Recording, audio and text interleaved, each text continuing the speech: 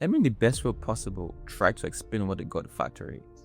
Because I think we've misunderstood the God factor to be material things. I think we've actually marginalized it to just be material things. And that's why we say things like they don't serve God, but they have that and we don't have that. We've reduced the God factor to just material things. First of all, let me explain what is not. The God factor is not the absence of pain. Neither is the God factor a bed of roses, meaning that even with the God will go through trials and tribulations. Literally says that, right? The days of a man are filled with trouble.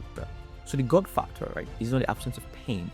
Neither is it the bed of roses, but it's the calm in every storm. The best way to explain is through a story. I was at a conference the other day, and one of my mentors was sharing a story, and he said he went to preach somewhere, and he went to get a talk. Actually, he went to speak somewhere. After I was done speaking, he requested to speak with the CEO and his assistant. They both came, and then he saw them, and then he told them, "Can I talk to you about God?" They were like, "Oh, what's this?" And I haven't any problem with that. He spoke to them about God, and their response was, "You don't need God. You have everything you have. You have everything you need. Business is good, family is good, money is coming, you don't need God." And I meant to laugh. He said, "Yes, you don't need God." I'm talking about now.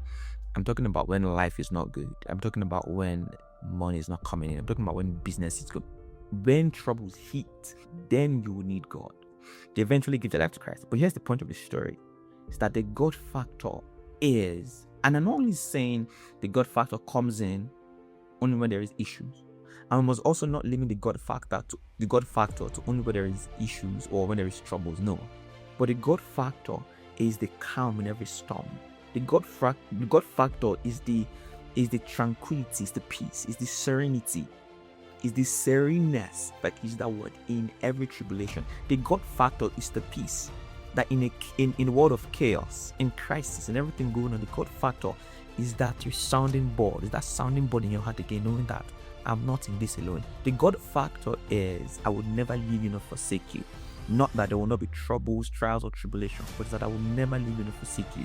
There is a strength and a comfort that comes from knowing that the creator of the heavens and the earth is with me in this trouble.